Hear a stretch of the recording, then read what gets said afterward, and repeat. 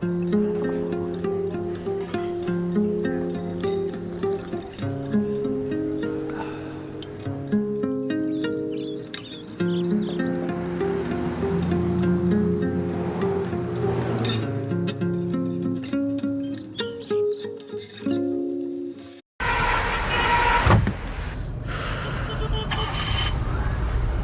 my god. So hot.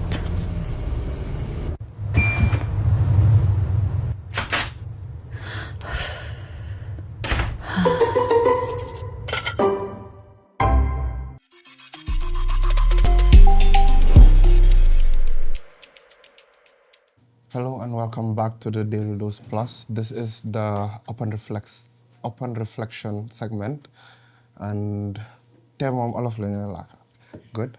So tey si studio we have very amazing woman, jàmbaar yi jigéen yi jàmbaar. Is that right? How do we call jàmbaar yi jigéen in Wolof? I It's just jàmbaar. Jàmbaar yi jigéen ñi rek la. Jàmbaar yi jigéen yoo xam ne ñu ngi yëngu si so many very important things in the Gambia. And tey waxtaan bi is about creating awareness on autism. And ñu ngi nekk si society boo xam ne ni we don't really understand autism much. And oftentimes dañ dee am misconceptions yoo xam ne ni daf dee du dee méngoo ak how enough mingo is right, but then it's not usually what is happening to these kids, but then they have misconception ne lii moo ko dal, and then duñ dee xam exactly lan la. Tey dañ bëgga specifically waxtaan about autism, the causes of autism, naka nga dee xamee ne xale bi dafa am autism from an early age. As a parent, how do you take care of them? Also as a society, how do we interact with them, and just to make sure that ñii ñu ngi dund a full-fledged life boo xam ne nii even though ñu ngi am feebar yi but du tax gars yi lu ñu war a achieve in life gars yi achieve ko. So in the studio ñu ngi am Sirreh Saho, a parent of an autistic child, who has been spending most of her time to create awareness about this disease. And we have Maryam, Jallow as well, who has, I believe, twin children as well, who's a parent of twins that are autistic. And we also have Aunty Geneve, Mrs. Saho. That's right. Miss Senghor. Miss Senghor, okay, sorry, Miss Senghor. That's fine. Who is a special educational needs and inclusive educational advocate in the Gambia or? In the Gambia and the UK. And the UK. So, ñu leen fi am tey si studio bi pour waxtaan ak gars yi ñu just have a better insight about autism. So, I guess I'll first naa leen bàyyi pour ngeen nuyu askan bi. And then we'll take the conversation from there. Thank you. Assalamu alaikum. Alaikum salam. Man may Geneve Senghor. maa ngi juddoo fii ci Gambia. trainoon fii nekk teacher. jóge fii dem Angleterre. ba ma nekkee foofu ma liggéey ak ay xale yoo xam ne dañu xaw a utee tuuti ak ñun liñ taama. so ma foog ne li ma jàng foofu mun naa ko indi fii ci suñ biir Gambia bi. ndax ma mun a support parents yi nga xam ne understanding or dañ ko dee find difficult pour cope ak seen xale yi. Sirreh or Maryam, okay. Assalamu alaikum. Walaikum salam. Thank you for having us. My name is Maryam Jallow. I am a mother of 3 and the other 2 are twins. They are on the autism spectrum. I am here as a mom to raise awareness. Thank you. Hi everyone, I am Sirreh. I am the founder and president of Together for Autism Gambia, but on a bigger scale, I am the mother of Mohammed Jr., an autistic boy. Yes, I think a lot of people now know Mohammed. He's one famous boy. Right, but before we get into the conversation, you said something real important.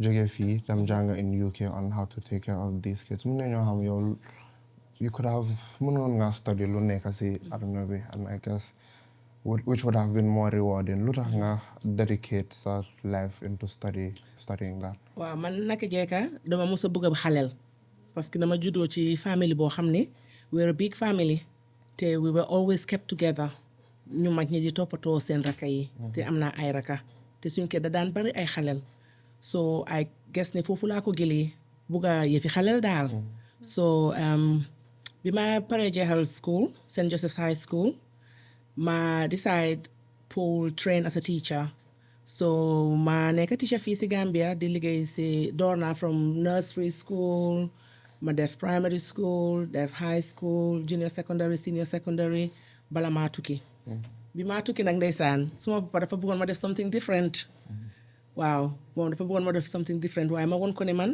yëfi xaleel daal moo ma neex yëfi teach moo ma neex ma ne ko soo man daal soo ma bëggee jàppale rek papa jàppali ma liggéey ak xale yi so that's how I went to the UK and ma door suma education waaw bi ma demee nag dama njëkk a start ak li ma suma papa fayaloon pour ma dem def which was banking because that was the only way ma mun a génn dëkk bi and then obviously ma decide pour shift delluwaat into teaching and when I got into teaching nag ma daal di gis ne am na yu ma fa commencé di gis te understand ma ko woon because ñun jàngaluñu ko woon bi ñoo train fii as teachers in the Gambia foofu la special needs ñëwee man da tam dyslexia or autism musuma koo dégga in Gambia ba bi ma tukkee te man I left the Gambia in the year 2000 so bi ma fiy jógee 2000 I didn't know the word autism or dyslexia so bi ma nekkee Angleterre nag and I said ma commencé di liggéey ak xale yi am nga they were different I call them different duma dee bëgg a feebar duma dee bëgg a di woot feebar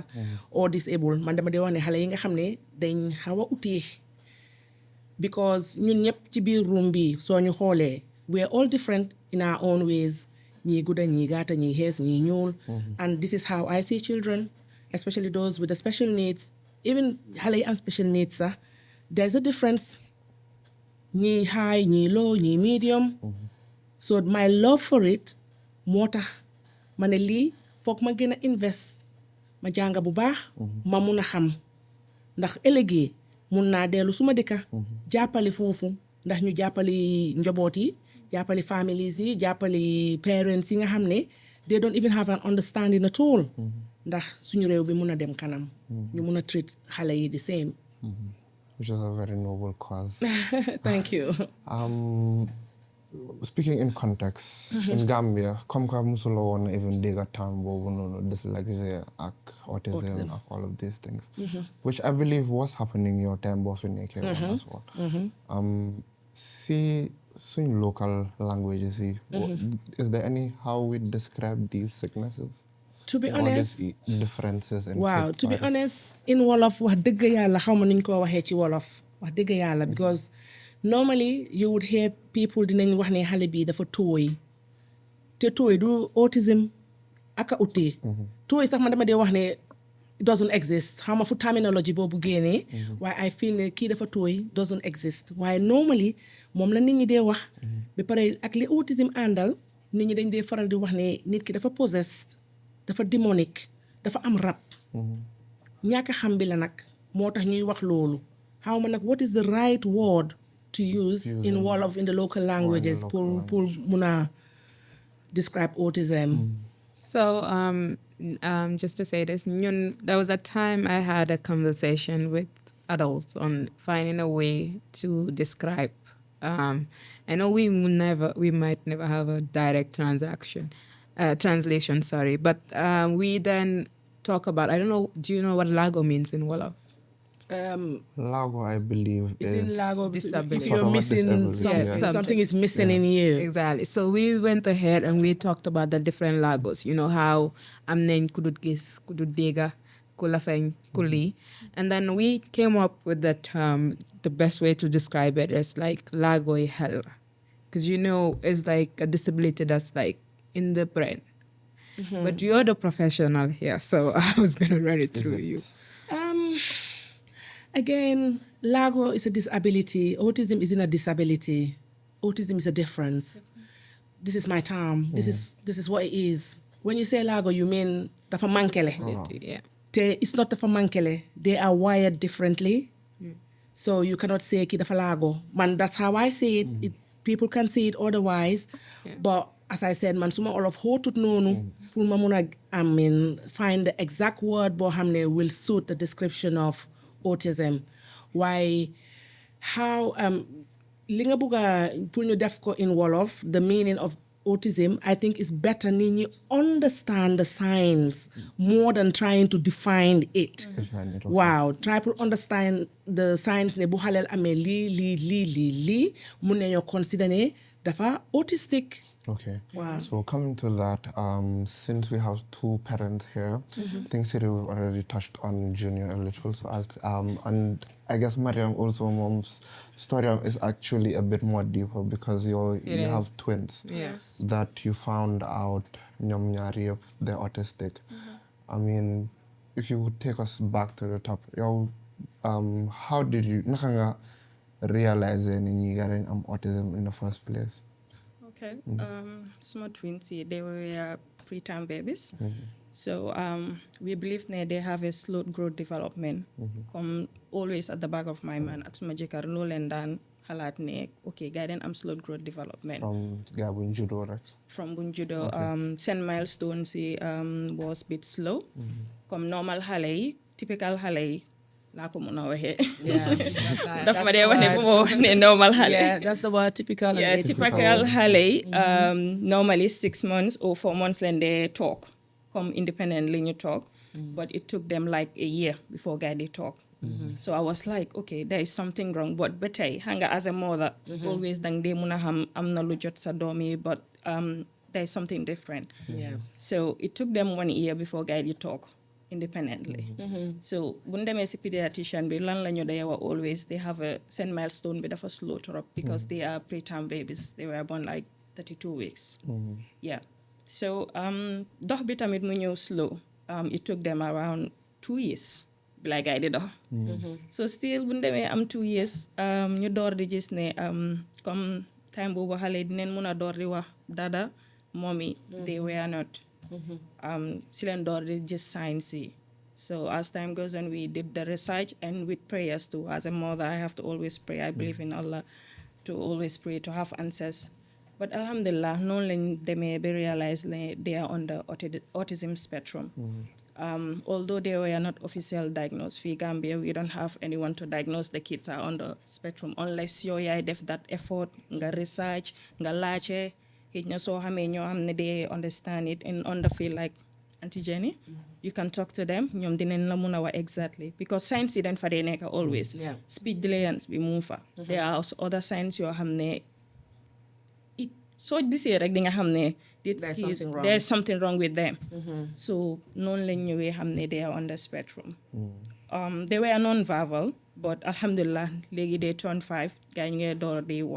Okay, ñu door wax léegi. Yeah. So this anyone can take this. Typically, su fekkee ne xale dafa am autism, what are the early signs that come ku nekk war naa door di look out for si doomam?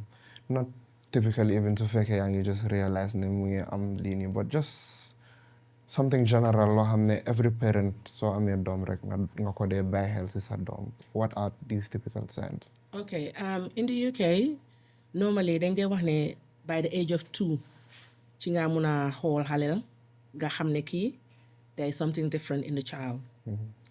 Am na xale yoo xam ne eye contact is a problem, it's a big problem for most autistic children.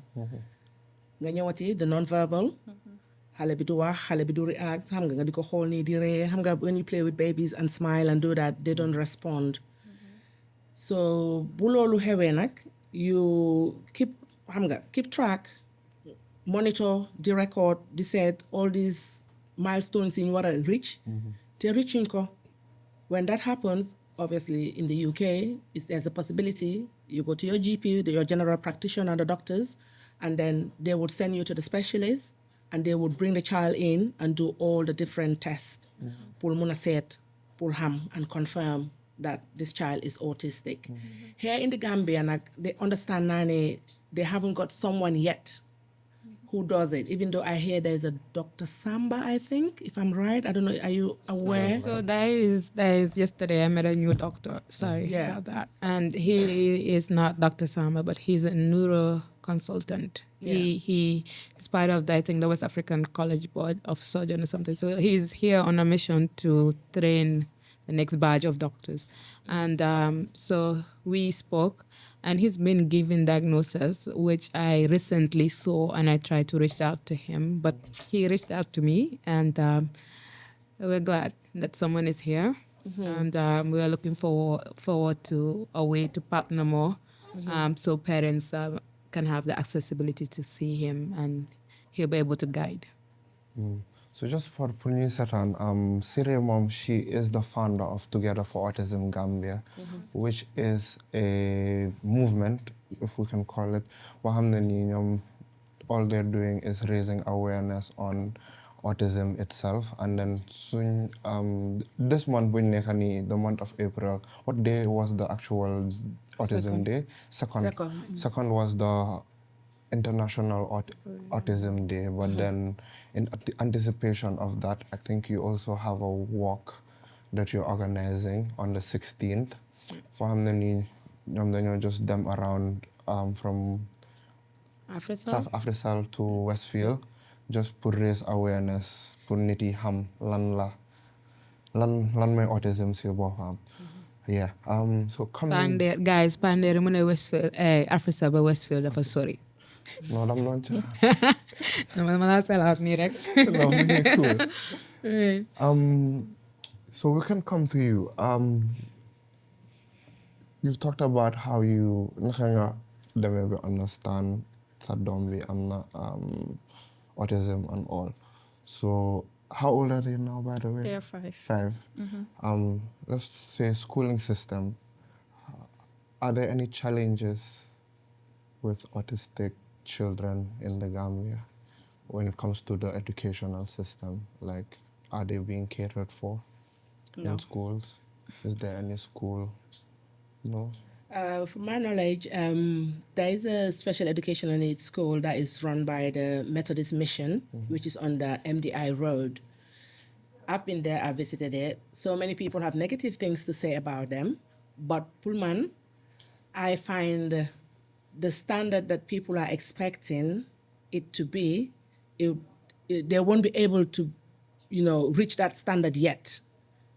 But they are making provision for children that are autistic. And I don't know where their funding comes from, but I do know that they get funded and they get people come from abroad to train their teachers.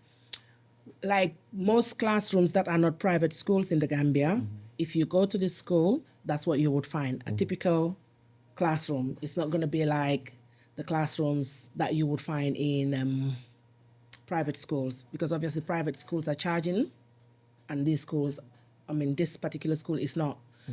But there is a kind of provision. Also, GAD is a support group in the diaspora that support Gambians through a WhatsApp group. They've got a pilot classroom in Starfish, but it's all the way in Lamin. And that's all I know about places that make provision. I also know that there is a place now, I think it's called I Promise. Yes. They're providing some sort of therapy. I don't know whether it's a school, but I know they provide therapy. Sirreh should help us with that. Doreen, yeah. So at the beginning, it was the therapy, like she said, but now she has a school, and the school is a special education needs school, and they're helping children with different disabilities at the school. But Maryam will speak more on challenges she faced as a parent to get her. I think I've shared mine briefly, but let's have mine. Well, Bilegi, they are going to a nursery school. I'm having challenges because already they turned 5 years now. They have to move on from that school since last year. But still, I'm still having that anxiety. They have been there for 6 months, since Muneke 6 months, up to 5 years now. So I just heard from you, Aunty Jenny, mentioning other school, which I never heard about. Yeah. I promised Reclaham recently with the help of Sirreh. Also, there is another school. So the method is the guard I didn't mention because the kids, Mohammed even was not eligible. They have to be like a certain year before they can get into the school. And also I think Because they it's can... a pilot classroom. Yeah, and It's I just think one they can take classroom. like only 3 kids at a time. Yeah. And by the time I was... So me and Miss Senghor knew each other through the guard support group. I always say this is one of those groups that helped me in ways... They helped me navigate this journey. From each person I met there to all the... Before she came in, I was telling you how incredible she was and how much she has helped with raising Muhammad on a daily basis. But then you have people like Sainabu, people like Aunty Aisatu, people like August, people like Sana. All these people were always a call away. It was just me calling them and just crying my heart out, and they listen and then tell me how they dealt with that situation when they were faced with it. So definitely there's God, and Maryam will tell you, anybody that I know or that I see, even though there is Together for Autism Gambia, I'll always tell you, I'll add you to the God support group because they can give you something I can never give you. They supported me, and there are people there that have more experience, more knowledge with what we're dealing with on a daily basis than I do. So anyone that I know, you dinga bokk ati faak diga la waaye na la real na as a parent dinga bokk at the God support room because that's where the rich resources are. Yeah. So, since 5 months to 5 years, they've been in the same school, daycare. Have you noticed any improvements now attribute to school environment Buganeka, or anything you can say about the school, if the school is helping them in any way? Yeah, the school has been really helping them, definitely. Because I just Sinekuton school be how my guy fan London gem, because there are other schools they say that they don't accept such kids. Because So they tell you we don't accept this. Yeah, there was a one Montessori school that I went to, because for one, since 6 months to almost 4 to 5 years, they have to move from there. At least new experience. But I went to that school. The lady told me that unfortunately we cannot cater for such kids. Okay. Best boy with don't joy. I don't even know what to say. Like such kids, we cannot cater for such kids. What boong Okay, this is where I want to come in, and I feel this is where the Department of Education really needs to come in, because I can't understand how a citizen's child would be turned away just because they're different. Every child is different, whether you're typical or atypical.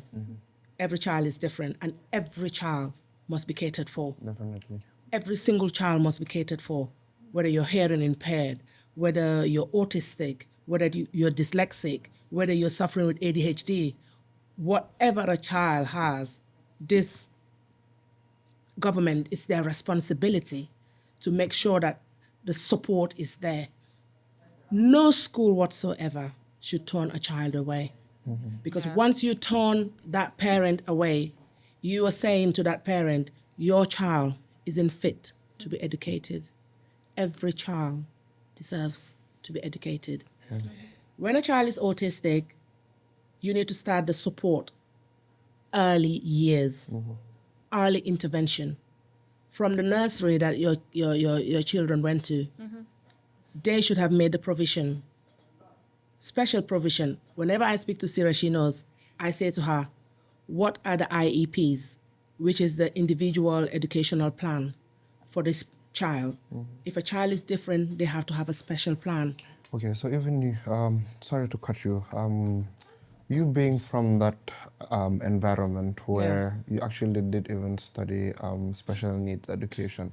So I wouldn't want us to disregard the fact that, like you mentioned in the beginning, see Gambia, I'm not gonna say these are new things to us, but it's just some things that we are unaware of, I guess.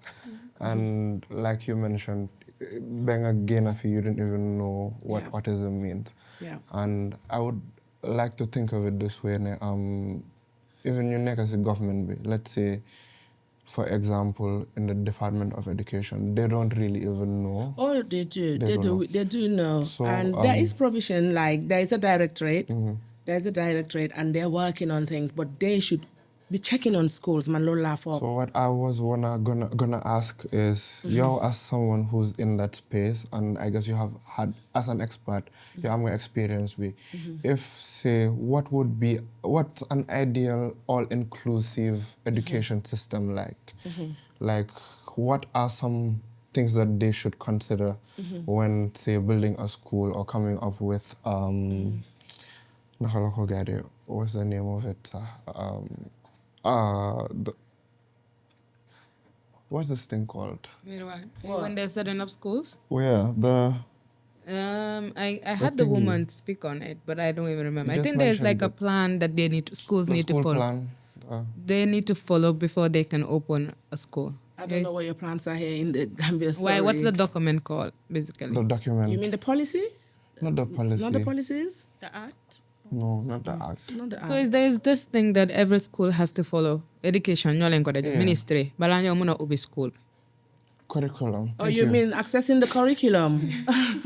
Oh, it was the Sometimes, curriculum? yeah, I wanted No, to but say no, the curriculum. I thought there was like a list of things that you need to But get yeah, that's before. all inclusive. Like, what specifically are the curriculums they should follow to have like a fully inclusive, so that something like what happened to her wouldn't happen to her. Which is what I was talking about. That is the IEPs. Each child that is special or different should have an IEP that they need to follow, which is different from what everyone else is following. You can have 40 students or 30 students in a class, but if that child is in a mainstream school, that child's learning plan should be different. Like we have mainstream schools and we have special needs schools. So special needs schools already, they cater specially for every child because you only have about 9 in a class, a teacher and about 5 teaching assistants because of the 1-to-1 or 2-to-1 that you're working with the children. So here mainly the schools are mainstream schools. So if that child is in a mainstream school, they have to have a special plan that is different.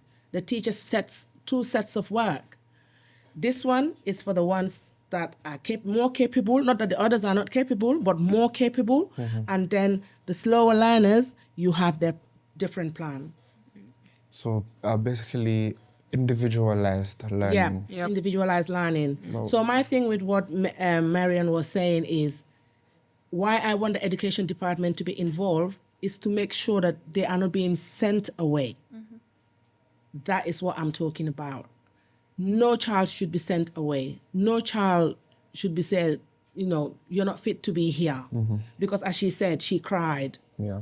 And she shouldn't cry. Is that right? And I think we all cried. So, I mean, when I was told that, I remember I was very angry at the person who told me for a long time I didn't speak to that person. Yeah.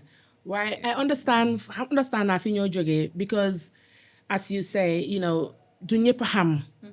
Wow, most teachers hamuñ. Even though we have policies, we have a directorate, there are policies and everything surrounding special needs, but how are these policies implemented in the schools?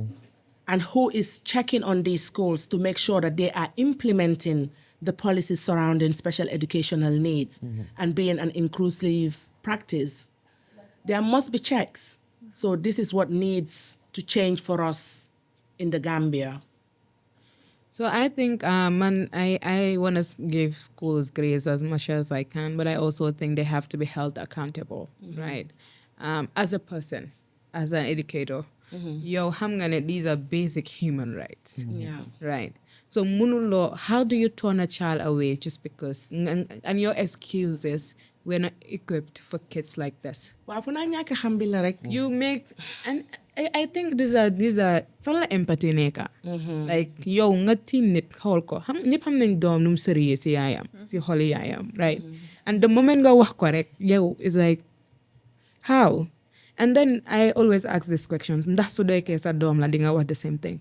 If it was your child, you'll move the world. You'll move at and beyond to make sure you cater to your child. So like lutax because it's somebody else's child, you're comfortable sitting in a chair and just saying, oh, we don't cater for such kids. I think this is where it is great that some of us are coming back. True. Because there's no point, with all the knowledge that I sit in the UK, because there are people there who's got the knowledge more than I do. so am na njëriñ lool ñun ñi nekk foofu te am xam-xam bi te sori si jànga bi si yëfi special needs ñuy try ñuy dellu si waat God support bi yow xam nga Sirreh it is very very good xam nga man lu tuuti li ma dee def tamit baax na ñu ngee jàppali xam nga ñu ngee raise awareness ñu ngee jàppale Sirreh ngi nii form na foundation am bi so this is raising the awareness te li ñoo ñaan yàlla rek mooy ne ñaanuma ko sax ne fii ba next year by the end of this year change I keep saying change is here you know let us embrace it xam nga work together with the department xam nga reach out to the department and say listen I want to work with you I want to help I want to do my own part ñu dimbale families yi because it's heartbreaking it's really heartbreaking pour parents yi di dem school ñu ne duñ accept seen doom yi di leen taaxa xam nga parents yi di sad xale yi di sad Definitely. change is coming And it comes back to me. me saying one thing. Like, for instance, there are instances you have hale then to go to school be pare. And then to go to school be pare, and because you cannot deal with the behavioral challenges, you send them away. Then what are you teaching the next generation? Yeah. Those kids, what are you teaching them? You're teaching them because the child is different, then they don't have a space in our space. They don't belong technically. Then what are we teaching? It's not only about Nyunsa. Which could actually even take us to the next part of the conversation where we talk about the community as not just the school system, but community as well. Yeah. So we've understood for starting, ñu bari dañ leen dee label as toy, ñu bari dañ leen dee label as kii ñorut or nii ak nele.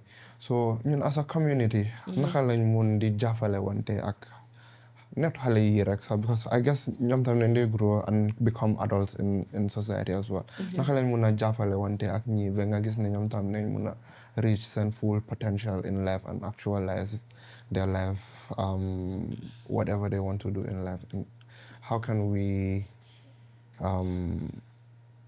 just help them out? Yeah. Yeah. Okay, man li ma dee wax mooy xaleel bu juddoo ca kër ba anything lum jànga foofu la ko njëkk a jàngee balaa school bi sax di am lifin pour interact ak xale bi because I think fii normally I don't know how old they are in year 1 or in nursery waaye I guess ne xale yi by the time you egga nursery school they should be about 3 years old or so waaye ca diggante boobu nag ba xale ba di nekk liir di raam di dox bay mun a commencé di wax bay egg ci school bi responsibility bi ci kër bi laa dooree te ci kër bi ñoo daa xam ne suñ doom yi ak a dëgër boppa ak a tuway ni nga dofee xamuloo dara it pains me a lot ku ma xam ñi ci room bi xam nañ ma this is my fight especially with Sirreh bi Mohamed dafa dëgër boppa ma ne ko bàyyil di wax loolu I'm not allowed. because you're not allowed. Because actually I think it has a toll on them. Of course. Yow tey yaa ngi present fii sooy dégg every time sa programme bi is rubbish sa programme bi is rubbish you gonna start doubting yourself. Definitely. dangaa commencé doon man de suma programme bi tey moo ko defee ñëwee dafa rubbish. It's the same with this child.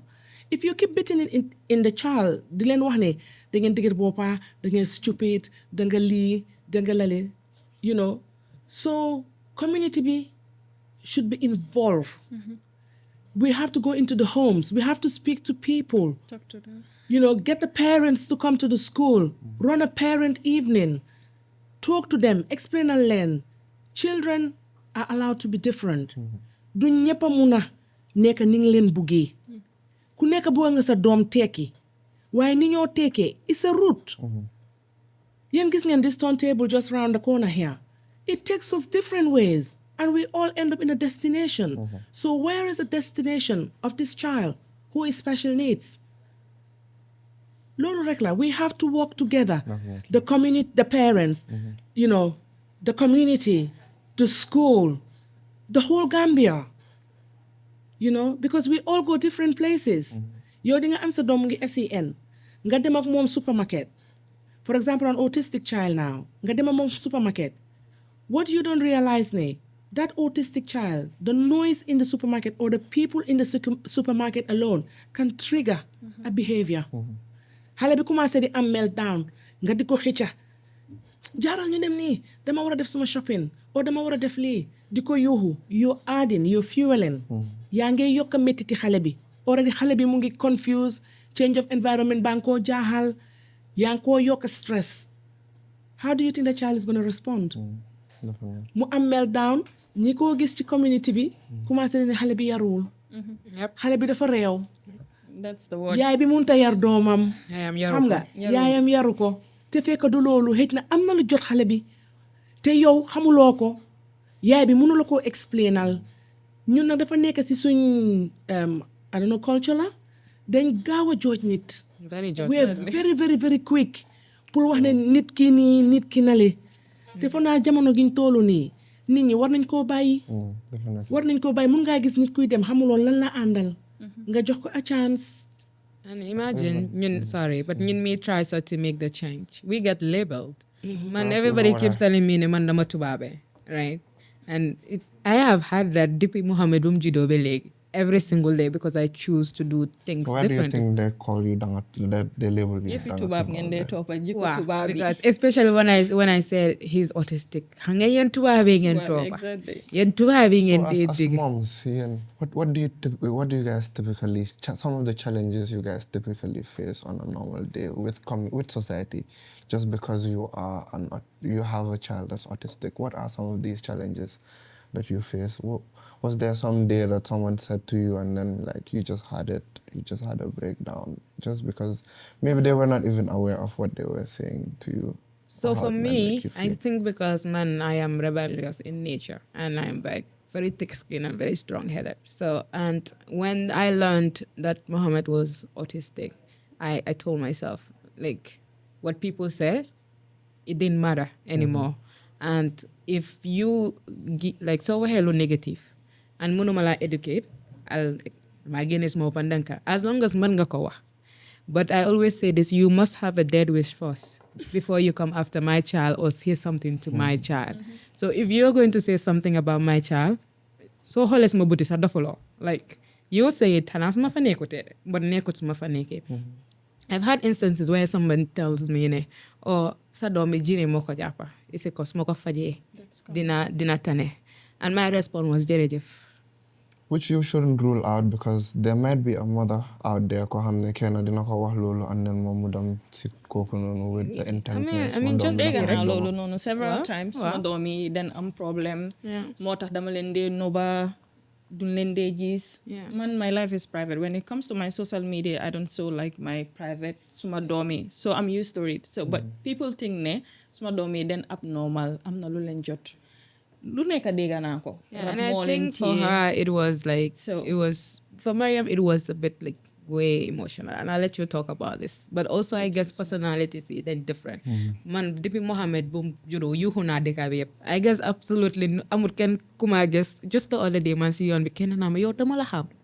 I'm like, man, dang maham. It's like, what, damalaham kay buba? And I'm like, for mahame. And she's like, how masafal lahame? Then I was like, dang magis si internet bi. Manako, oh man la Sirreh yaay Muhammad bo am autistic. I'm like, dega la kay. So if you know me, I think from my immediate circle to my immediate friend to my social media friends to everyone that's around me, it's something I've been talking about for the past 4 years. I mean, it's the only conversation I have at work, anywhere I go. So, and I guess because of that, most people would know key mom nanguna agree na ne mom dafa tubabe nanguna ne lila. So they'll choose their words, right? Don't know si man like nga wax ma anything. It might be people ñoo xamne xamuma len, and the man I met was at the hospital because Mohammed dañ dem and the waiting hours MRC lañ dem, the waiting hours were just too long. And people were all over the place. Now we went for walks, we did everything we could, but at some point he just lost it. It was like nañ ñibbi bunti kër bi rek su ma ko yóbbee nii sax da ngaa dégg mu ne déedéet nii rek si bunti kër bi let's just go. And it was just saddening. Them now several times si guy to explain the situation and say bala le ma rek ngeen jox ko priority at this point. He's tired and he doesn't want to be here and he needs this. But and because of loolu mundong he was having meltdowns, like severe meltdowns, one after the other, and everybody was just there like. And I for one DJ explain what autism is, what autism meant, and from that explanation, pa bi mo mune du lolu li man dama ko di fach like dafa feebar dafa am feebar mu ne ko mu ne waaw. And that was because lu tax sax ma ne ko nii baax na jërëjëf was because he had me explain what autism is, what how to deal with it, why he is behaving the way he was behaving at that instant. And then he kept on saying, insisting ne moom mun na koo faj.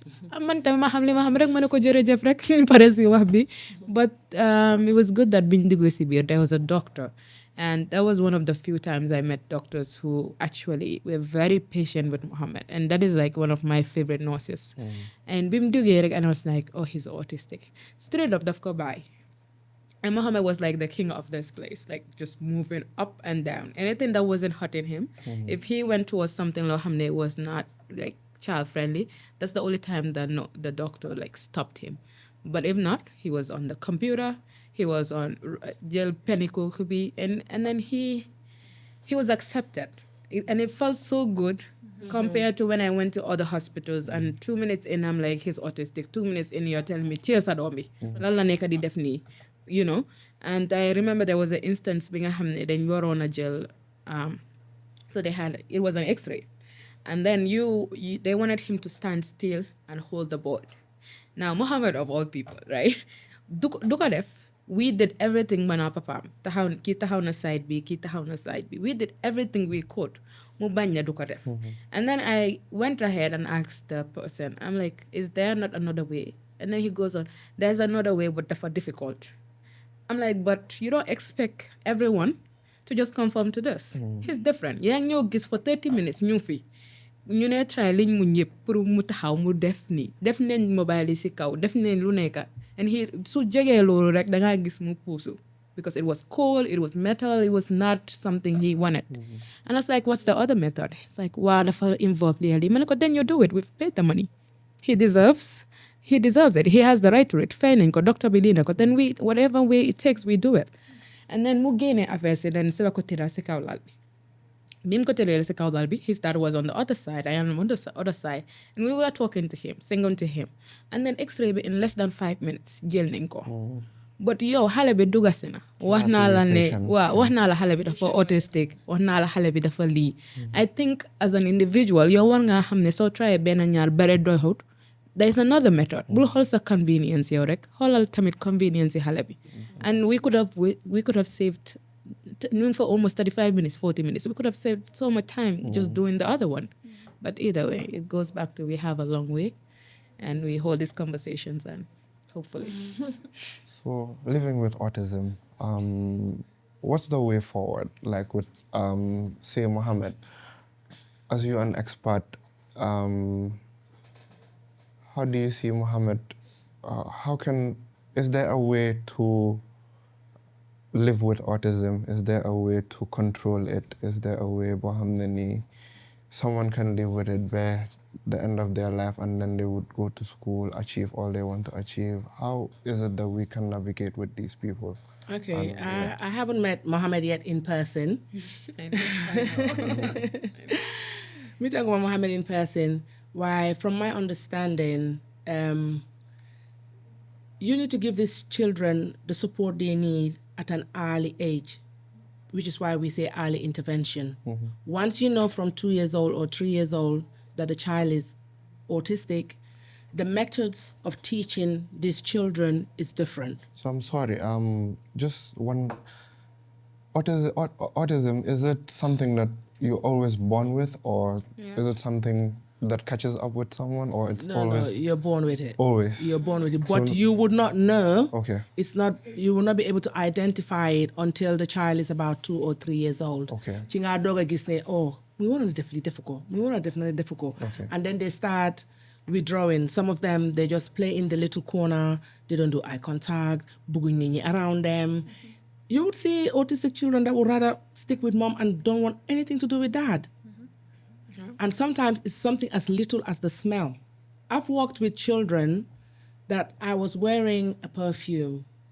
The perfume ran out. I used a different perfume. I went to school. That boy almost slapped me. You're smelling. And I keep saying, why am I smelling? But I didn't understand. What does he mean I'm smelling? Then I was like, oh my God. I'm wearing a different perfume because he's used to, and that is with autistic children as well. Routine is important, as I always say to you, Sirreh, and it worked for Sirreh. You know, it really, really helped that I was able to change my perfume because I understand the need of the child. So when you start supporting these children from an early age, you have their routines, you have the structures that suit them, you know. So when you're in a public place and it's too much for them, go home. You don't have to be at that party, you don't have to be at that wedding, you don't have to be at any ceremony if it's not suitable for your child. Mun nga dem ak xale bi and they feel comfortable at the beginning, but then they change, meltdown is coming, you just have to pick your child and you leave. So know the routine, know what your child wants, what your child doesn't want. So with routine, technically, based on my understanding, with routine, or teaching the child how to, you're basically teaching the child how to grow, and then they in turn. Yes. Okay. And sometimes the mistake that some parents do is they expect a child to change. Autism duñ koy faj. Du feebar bu ñoo faj. So it is a bit difficult for parents if you try to explain to them ne lii du feebar mënuñ koo faj. Okay. Because some children dañoo dem ba mag ba génn àddina te duñ wax. They are non-verbal. You're autistic. You're Yeah. autistic for life. Exactly. And autism has different types of autism. Levels. So even It's a to say spectrum. your two twins have two different types of all the autism. Yes. So Yeah. they The said other no. one have a mild one, Go ahead. and Yeah. that's Yusuf. Okay. And Usman have the severe Severe? one. Not that severe, but with the support And you of have- Yusuf, moo ko dee dimbale. Man foofu laa lokkee. Dangaa gis moom léegi daf dee toppandoor Yusuf.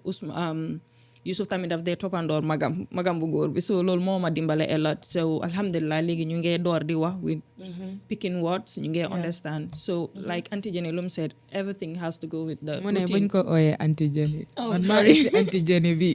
Loolu la de. So routine bi mooy yëpp comme nu mu ko waxee rek Yeah. routine si mooy yëpp. But once you have to put a structure tamit foofu. Exactly. Once you put the structure, you are good to go. Wow. Yeah. Like man now, I always say this. It was difficult when it was the early ages, right?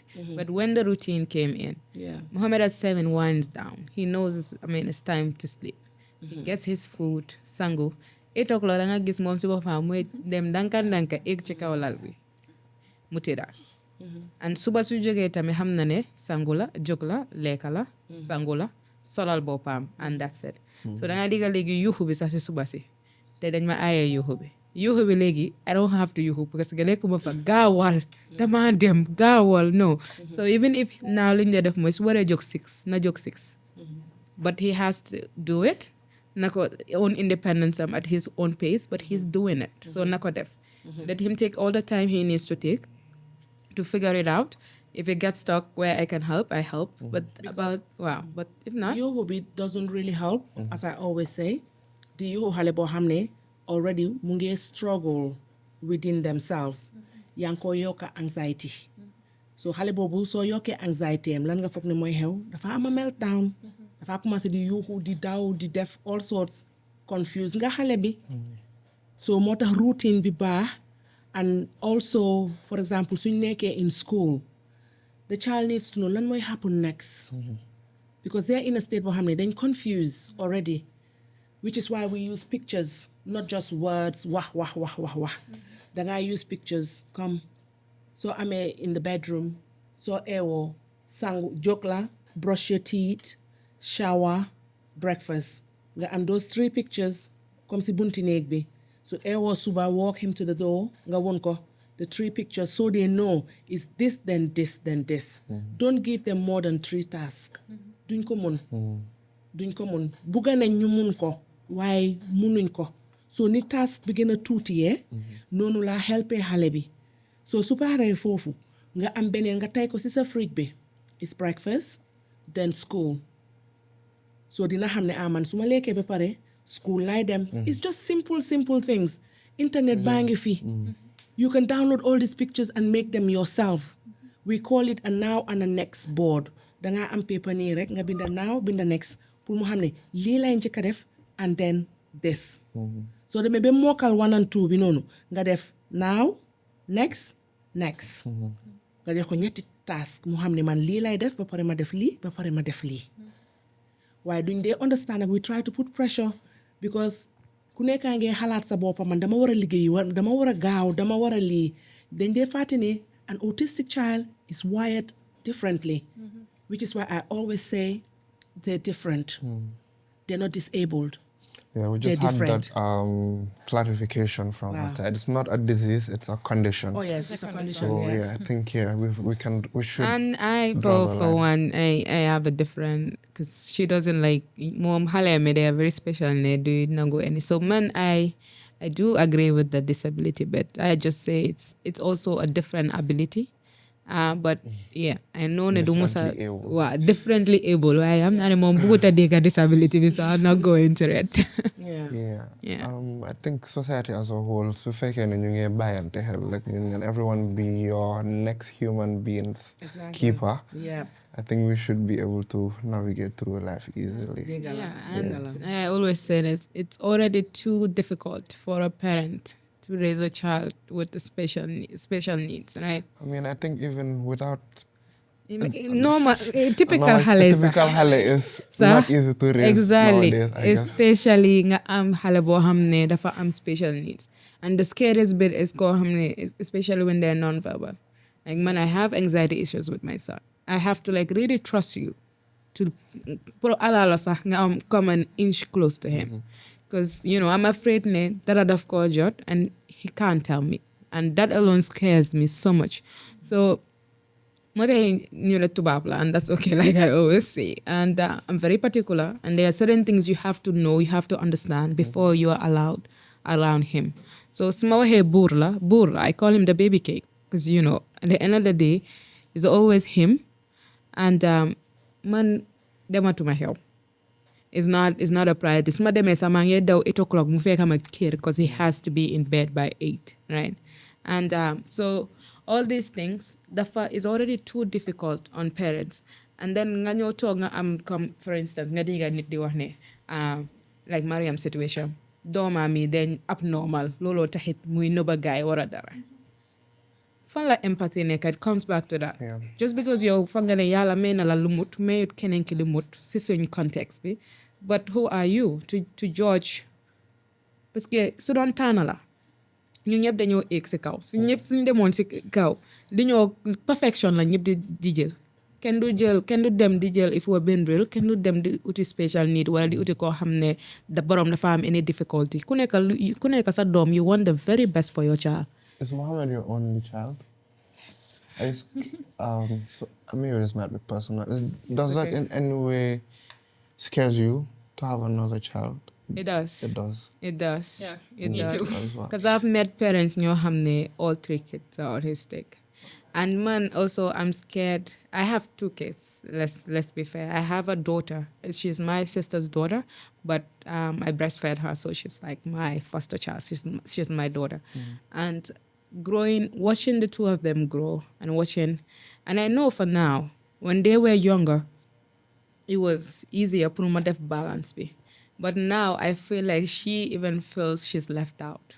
It's happening with my elderly son too. Danga gis suma de phone Mohammed sa, suma wahe Mohammed kiss. Because man, I'm so excited that Mohammed now understands kiss me or hug me.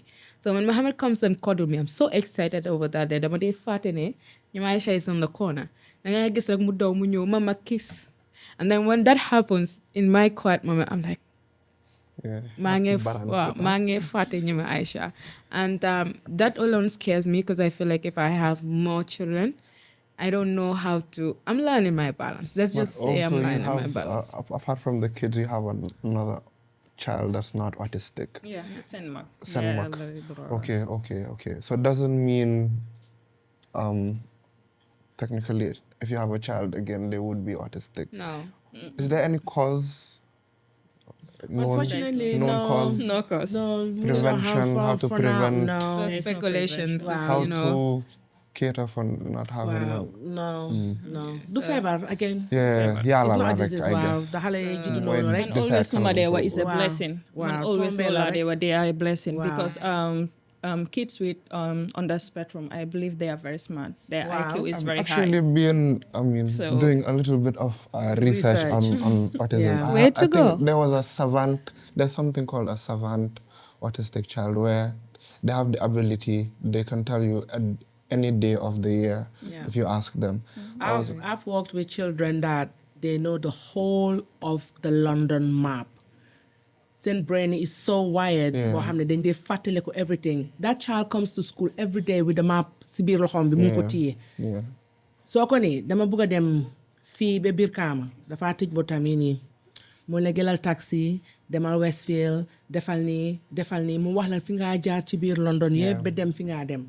Yeah, and So some of them are really, really smart. Some of them are actually high. encountered Wow. that High person, that one intelligence. person that I know. Ko xam ne ni if I ask him, okay, 26th of December, ban day la moo nekk, they will tell you it's going to be on a Monday or Tuesday or Wednesday. Interesting.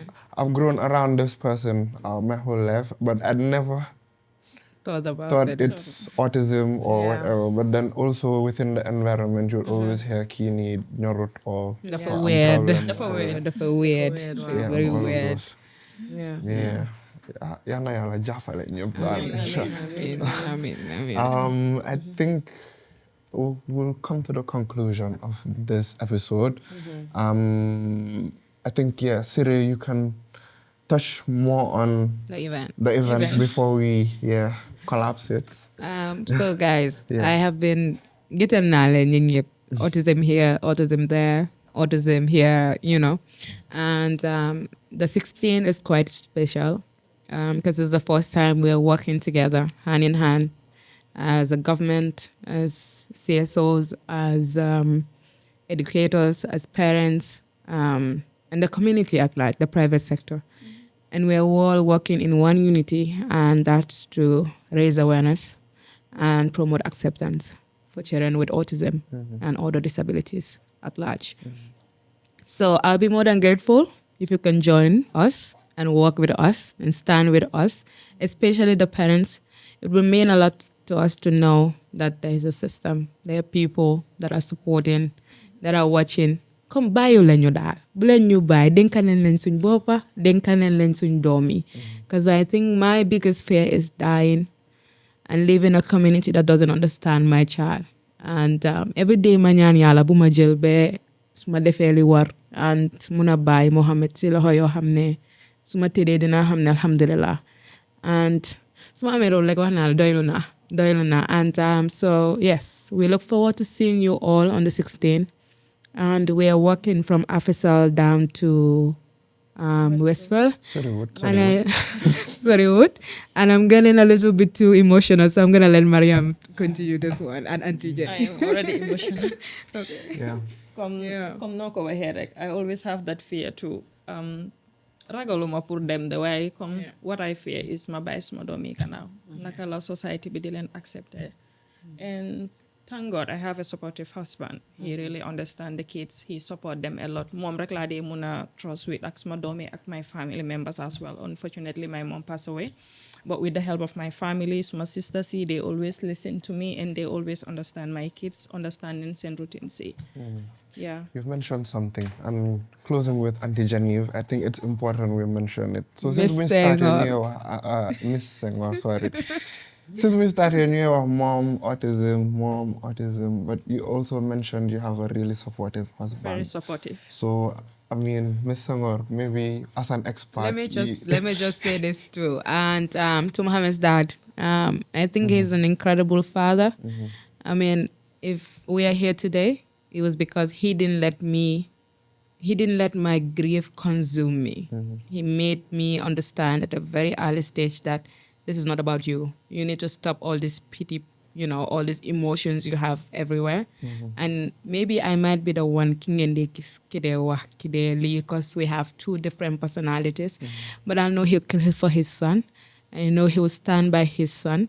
So when Maryam says, xam naa ne suma bàyyee gannaaw my family is solid and even little ñi ma Aisha will tell you he's different like da nga gis nga xoolee ko dara wala nga wax ko dara nga léegi mu ne la bu ko waxaati he's different so I feel like I know he's okay the family is okay he has people that will always fight and stand by him but then the community he's not always going to be si kër bi dafa génn si biti dafa dem si nit ñi dafa gisanteeg nit ñi so we the most important thing is the community community, you know, stand by them, support them, and accept them. I'll let Aunty Jenny close. Okay, well, man, lima buga jehale rek moy ne there are fathers out there that are very, very supportive, but there are fathers also that are very scared because when I done my research, both research that I've done, I found out that the fathers were very kind of like it's the mother's responsibility. But recently, I've met fathers that are on the ball and are very, very supportive in looking after their children that are on the spectrum. So the sàkku ñaan suma olof bi nag mooy loolu. The sàkku ñaan ak ndimbal from the community. Ñun ñoko we want the change and the change has to come from us. We cannot change these children. I always say, you cannot change the child to fit the environment. You have to change the environment to be suitable for the child. So di sàkku rek ñëpp askani Gambia ñu bokk together ñu jàppale ñi nga xam ne they are special within us. Wow, and support them to the best of our abilities. Thank you. Thank you, and thank you all for coming. And hope ñun ñëpp jàng nañ si episode bi 1 or 2 things loo xam ne nii suñ génnee si mbedda bi nañ doxee noonu. Just to create a more inclusive society for everyone to thrive in, because everyone deserves to thrive in this society. Yeah. Thank you. Thank you. Thank you. Yeah. Thank you. See you guys on the 16th. Yes. 16, yes. Sure, we'll 9 be there. a.m. 9 a.m. guys. Yeah. All right.